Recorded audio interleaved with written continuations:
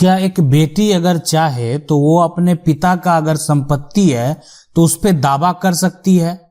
तो चलिए आज इसको समझते हैं कि अगर आपके पास मान लेते हैं जमीन है, कहीं पर मकान है या कोई दुकान है ना, या कोई फ्लैट ही है, अब वो सारा कुछ आपके पिता के नाम दर्ज है।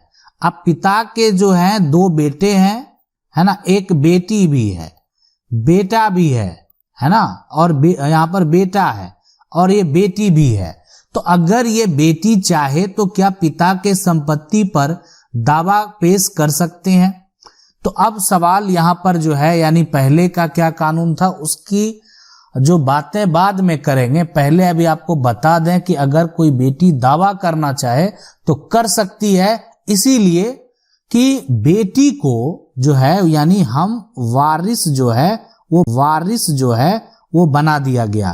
कहने का मतलब है, इसका अगर पूरा मतलब समझें तो इसको बोला जाता है कि समान उत्तराधिकारी, है ना, उत्तराधिकारी। तो अब बेटी जो है वो क्या है? समान उत्तराधिकारी है। तो किसके समान होगा? तो बेटों के समान। जितना हक बेटा का होगा उतना हक बेटी का भी होगा। अब ये जो है समझना बेहद जरूरी है कि अगर किसी भी बेटी का शादी हो गया, वो अपने ससुराल चली गई, तो क्या पिता की संपत्ति पे वो दावा कर सकती है? तो इससे अब कोई फर्क नहीं पड़ने वाला है, इसीलिए कि जब इसका संशोधन किया गया तो अब इसमें जो है यानी अगर बेटी का शादी भी हो जाता है तब भी वो पिता की संपत्ति पे दावा कर सकती है और पिता के संपत्ति का वो उत्तराधिकारी भी है। तो अगर कोई भी ऐसा जो है एक तरह से समस्या है तो आप हमें जो है सवाल भी पूछ सकते हैं कमेंट के माध्यम से। अब सवाल है कि बेटियों के लिए नया कानून क्या है और कब बेटी संपत्ति का दावा नहीं कर सकती है।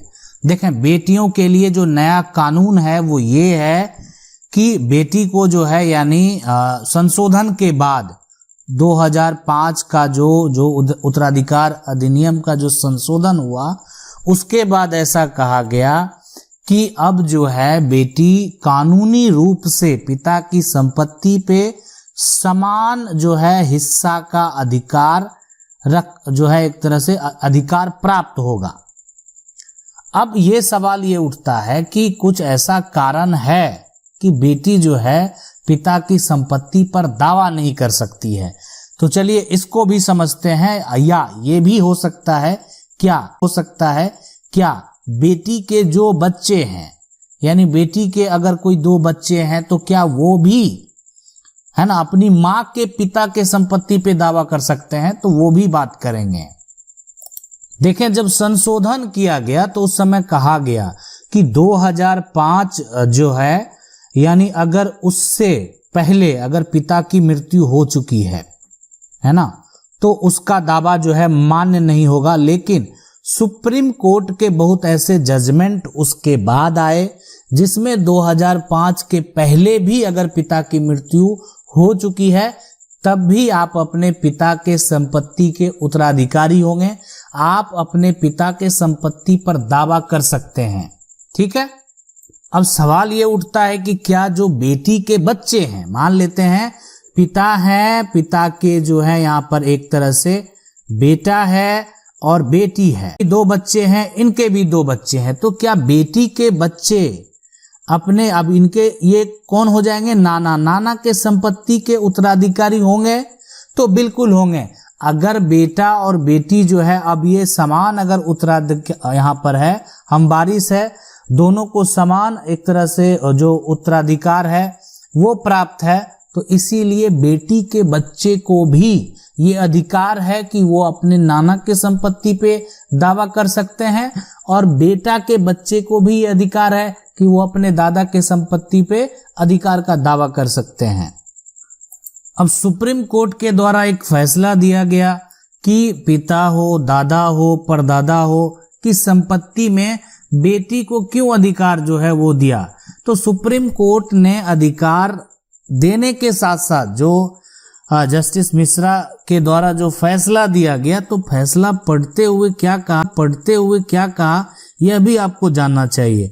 फैसला पढ़ते हुए जो है वक्त ये कहा गया कि बेटियों को बेटों के बराबर अधिकार देना हो, क्योंकि बेटी पूरी जिंदगी दिल के करीब रहती है। अब उनका एक आप समझ सकते हैं जो भी, और बेटी आजीवन हमवारिस ही रहेगी, भले पिता जो है जिंदा हो या पिता जो है जीवित नहीं हो। तो यानी अब जो है आप समझ सकते हैं कि जो संशोधन के बाद जो है बेटी को, यानी जितने भी फैसले हुए, बेटी को एक तरह से बेटे के बराबर जो है यानी हक जो है वो प्राप्त हो गया, पिता के संपत्ति में, दादा के संपत्ति में या परदादा के संपत्ति में। अब आप कहेंगे कि आखिर पहले क्या नियम था, तो वो भी हम आपको बता देते हैं।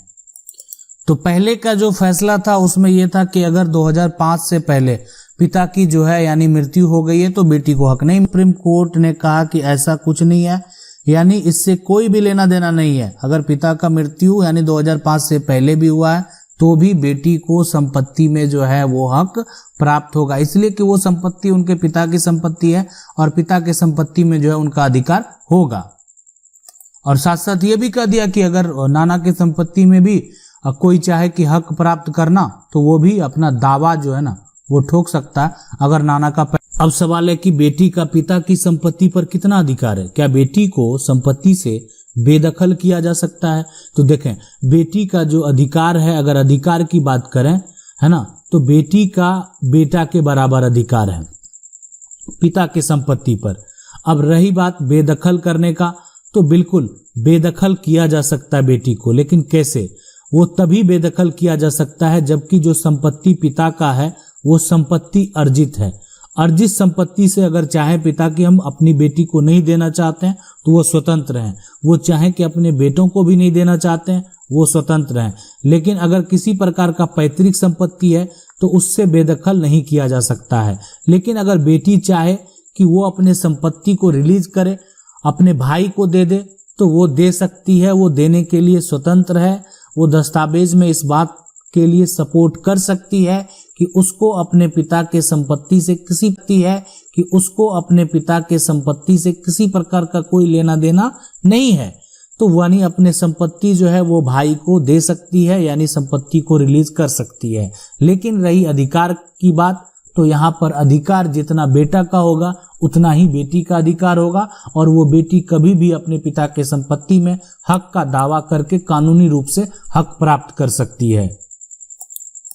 देखें, 1956 का जो कानून है उत्तराधिकार अधिनियम, उसके मुताबिक अगर जो मान लेते हैं कोई भी हिंदू व्यक्ति है, ठीक है, अगर वो मान लेते हैं वसीयत जो है एक तरह से बिना वसीयत बनाए अगर उनकी मौत हो जाती है, तो उस केस में मान लेते हैं परिवार में जो उनका जो उत्तराधिकारी होगा वो बेटों को जो है वो तय करना होगा कि वो एक तरह से जो प्राथमिकता है वो बेटों को दिया जाता है। और बाद में अगर मान लेते हैं किसी प्रकार से बेटे नहीं था, वो पहले की बात है। लेकिन अगर जो है बेटी जो है अविवाहित है, बेटी अगर विधवा है या पति के द्वारा छोड़ी गई है ना, या मान लेते हैं मायके वाले जो है एक तरह से घर में वो नहीं रह रही है, जो एक तरह ससुराल में मायके में रह रही है, ससुराल में जो है वो नहीं रह रही है ना, तो इसमें अगर उसकी शादी हो चुकी है तो इसका कोई भी प्रावधान ही नहीं था। अब समस्या कहाँ उत्पन्न हुआ? समस्या उत्पन्न हो गया, मान लेते हैं किसी के साथ मान लेते हैं कोई जो है बेटी जो है वो विधवा हो जाती है या उनका पति से तलाक हो जाता है, आप समझ सकते हैं वो कहाँ जाएगी? अगर ऐसा सिचुएशन उत्पन्न होता, कोई परिवार उनको ढंग का नहीं मिला, उनको एक तरह से ऐसा समस्या का सामना करना अगर पड़ा, तो कहाँ जाएगी? वो अपने पिता के पास आएगी, अपने पिता के घर में आएगी। अगर उसको पिता के घर में ऐसा कहा जाए कि यहाँ उनका अब कुछ नहीं है, तो इसीलिए ये अधिकार दिया गया कि अब बेटियों को अधिकार है, वो जो जिस घर में आप रह रहे हैं उसमें वो अधिकार प्राप्त कर सकती है, जिस मकान में आप रह रहे हैं उसमें उसका भी अधिकार है, आप उसको रहने से नहीं रोक सकते हैं, इसलिए कि वो उसके पिता की भी संपत्ति है अगर वो आपके पिता की संपत्ति है। तो इसलिए कानून जो संशोधन करके यानी बेटी को बेटे के बराबर समान अधिकार दे दिया गया। अब पिता जीवित है, पिता जीवित नहीं है, उससे कोई फर्क नहीं करने वाला है। यहाँ पर जो बेटा है, जो बेटी है, उसको जो संपत्ति में अधिकार की बात है वो समान अधिकार होगा, और कभी भी बेटी अपना हक जो है वो पिता की संपत्ति का जो हक है वो प्राप्त कर सकती है। चाहे वो मकान हो, चाहे किसी प्रकार का कोई बिजनेस हो, या किसी प्रकार का कोई एग्रीकल्चर लैंड हो, सब में वो अपना हक का दावा कर सकती है। अब राज्य सरकार के द्वारा जो है कुछ अलग नियम जो है किसी राज्य में बनाए गए हैं, तो यानी ये पूरे अगर बात करें देश का कानून है। अब राज्य सरकार के द्वारा मान लेते हैं कुछ अलग नियम है, कोई राज्य सरकार उसमें थोड़ा संशोधन कर दे तो यानी, लेकिन अगर पूरे देश की कानून की बात करें तो यही कानून है। आशा करते हैं वीडियो अच्छा लगा होगा। वीडियो अच्छा लगा वीडियो को लाइक जरूर कर दें। चैनल को पहली बार देख रहे हैं सब्सक्राइब करके जो बेल आइकन है उसको जरूर दबा लें। मिलते हैं अगले